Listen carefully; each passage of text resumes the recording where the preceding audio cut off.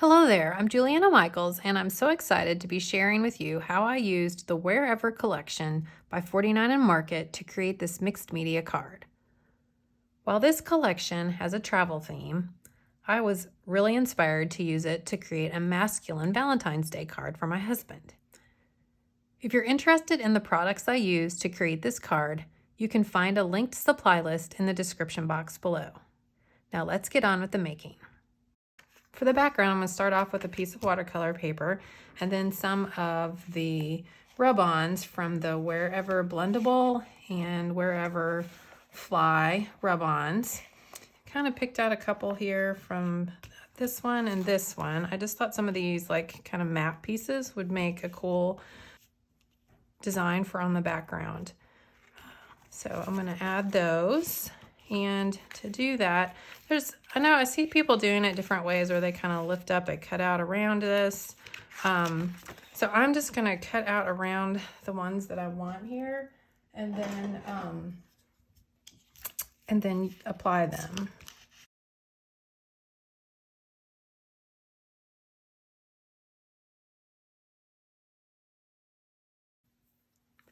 Now that I've cut out the rub-ons, I'm leaning towards placing this one here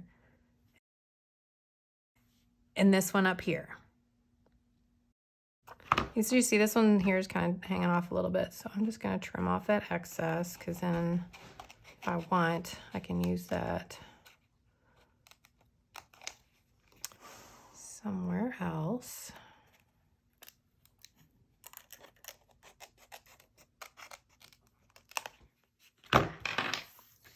That side there. And then to adhere these, I'm just going to use this little stylus. And if I miss a spot as I'm peeling it up, I can just rub back over it to get the image to transfer.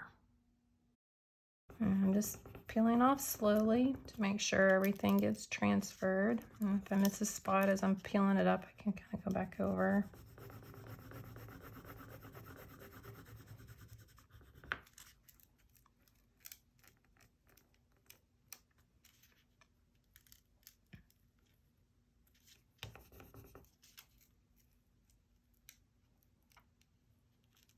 There we are. And we'll peek up here.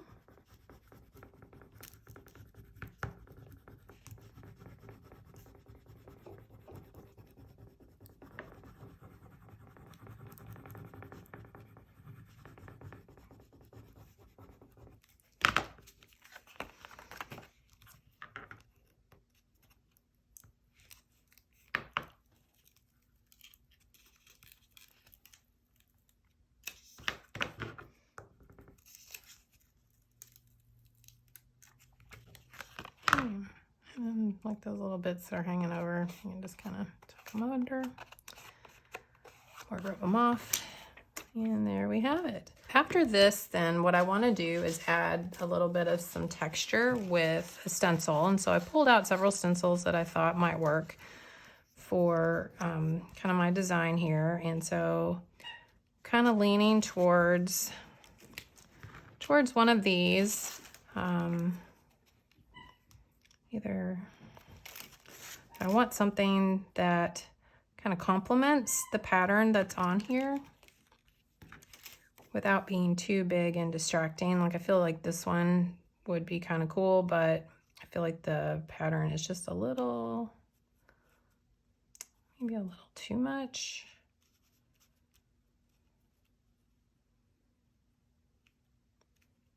Although if we kind of angle it, be kind of cool. This one's kind of similar in that it's kind of a map pattern, so I don't know that I want to repeat the map, so I'm gonna rule that one out. And then this one, kind of both of these kind of mimic. So right now I think I'm kind of leaning towards this one. So what we're gonna do here next is I'm gonna take some Distress Crinkle paste, and I'm going to apply it here using a palette knife. And this is just some press and seal that I have in there to kind of help minimize it from drying out. It doesn't completely stop it, but we'll slow it down just a little bit. And then I'm just going to Right here, highlight it on the back of the palette knife, and then I'm just kind of rubbing it over the open areas on the stencil.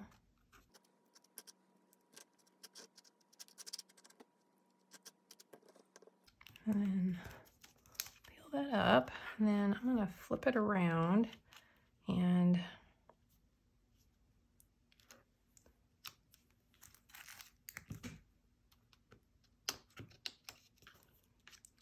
put some of it here. Got a little bit lucky that I don't have anything there, so I can actually lay it all the way down and not have to hold it. Oops.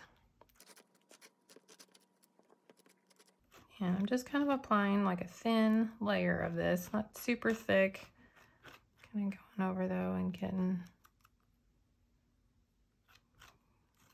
all the little spots. All right. So we'll peel this up, and then you want to go put your stencil straight into some water or clean it off so that the paste doesn't dry on there. And then we're gonna set this to the side to dry and let the paste crackle. You don't want to try to speed up the drying process with this. You just want to let it dry on its own. And then once that's dry, we'll continue on to the next step. So to help create the embellishment for the card, I went through the Wherever ephemera bits, and I separated out the ones that really had a strong travel theme to them, like with either the words or the art that was on them, and then pulled out the ones that were a little more generic. Even the ones with the globe or the map, I still felt were generic enough for me. And you know, as you can see, there's tons on here, and there were still tons to pull out that could go with the theme of the card. I also am going to be using one of the chipboard frames from the Wherever chipboard frames, and I'm going to apply a little bit of that crackle paste to this as well. So we'll do that now. I'm just going to kind of apply it onto the edges here, just to give it a little bit of a aged, kind of distressed look once the paste actually crackles, and then we add some more inking and stuff to it.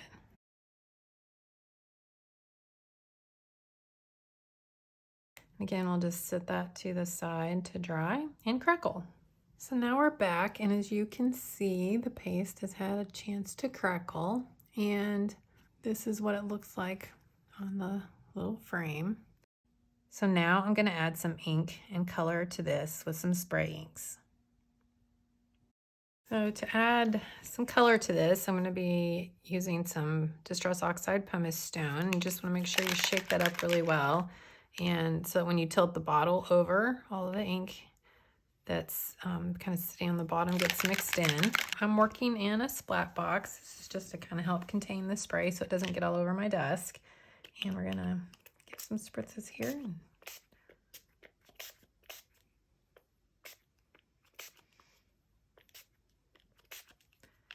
And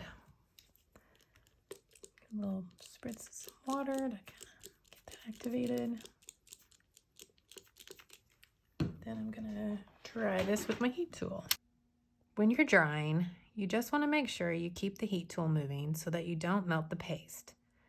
You're just trying to speed up the drying process. You could also sit the paper to the side to dry as well.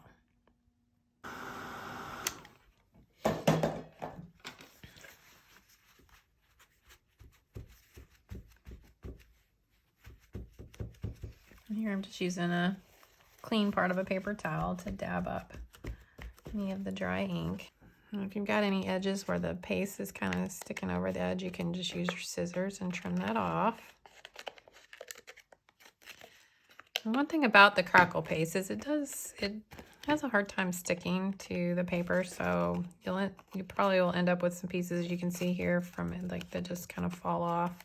And I just kind of embrace that and go with the look. The other thing that you'll notice is that the rub-ons kind of act as a resist to the ink. The ink doesn't want to really dry on there, so I'm going to just dampen this just a teeny bit here and just use that to kind of dry up some of that paste or ink that's not really going to dry. It's just sitting on the top of those rub-ons. So there we go. So, you know, if you wanted to add a little more, you could. I think I want to get this a little bit darker down here, so I'm going to add a little bit more into that area.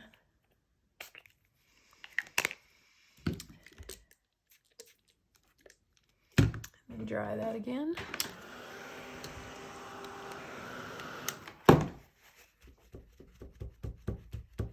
To darken these edges a little bit, I'm going to add some Scorched Timber Distress ink, and I'm using a blending brush. And the reason I'm using this instead of a foam blender is because with that crackle paste, I just don't want to, the blending brush is a little softer than the foam, and the foam might kind of rip into that a little bit and knock some of it off more than I want knocked off. And the other thing too, the paste will kind of tear up the foam as well. So it's not quite as dark as I was hoping, so I'm going to actually go over that with a little bit of Scorched Timber Oxide ink and see. Yeah, that shows up just a little bit more. Okay, and then I'm going to do that same thing here. Just kind of ink over the edges of the frame here a little bit with what was left on my brush. It'll kind of get that ink, and that really makes those, especially on this frame, you can really see the cracks kind of pop up. But so there we are. So I'd mentioned that I'd gone through and picked out some of the ephemera bits to kind of create some layers on the front of the card. And I also die cut a piece of chipboard and some of the paper with just a gear die from my stash.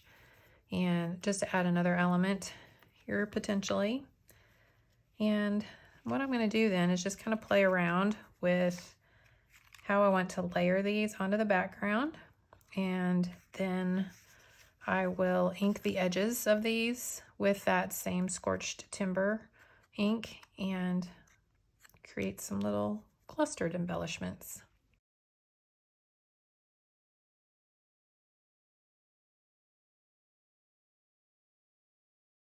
So once I got all the little pieces inked, I just played around with the placement of the various die cuts and ephemera. As you can see, I also pulled out some of the airplanes that are from the laser cut elements, and I'm just going to layer these together. This is a little bit too wide, so I'm going to actually trim just 1/4 of an inch of that off.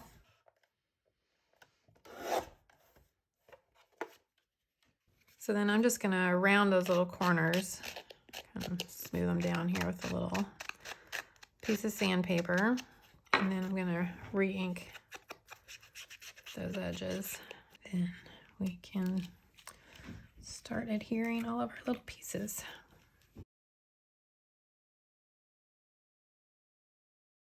And these frames are adhesive backed, but because I've played around with it so much, it has lost most of its stick. So I'm going to have to add some more adhesive to it.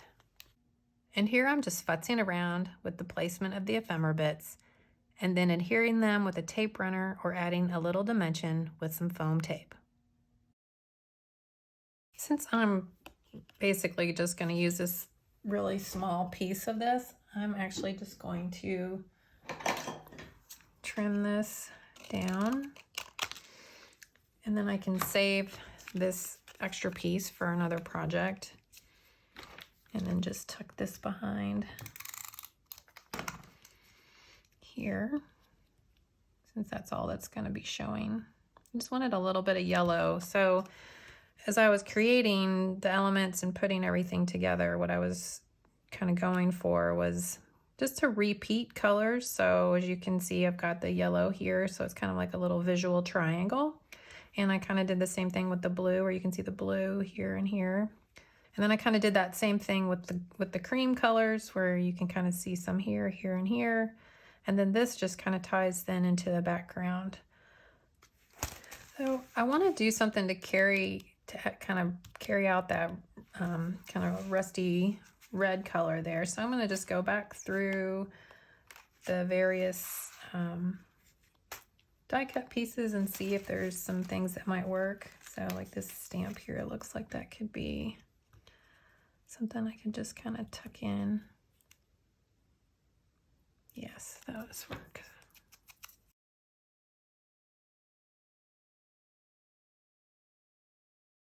And this is usually why I'm careful with adhesives. I don't use liquid adhesives because I constantly change my mind adding in elements, especially when I'm doing stuff that's kind of layered like this. So usually kind of play around quite a bit.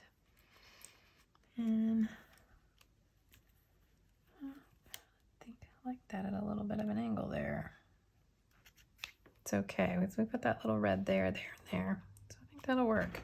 So then once I get everything kind of figured out where I want it, then I will go back and add more adhesive, either some liquid adhesive or more of the tape runner, just to get everything more permanently in position.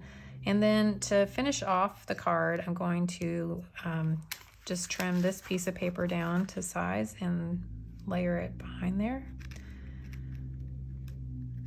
Finish it off.